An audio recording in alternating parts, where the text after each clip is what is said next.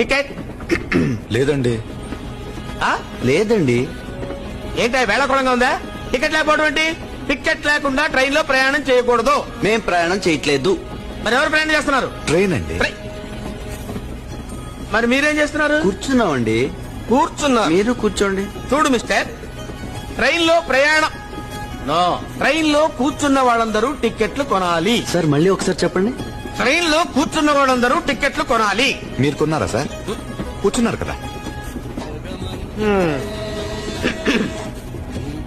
train లో ఓహో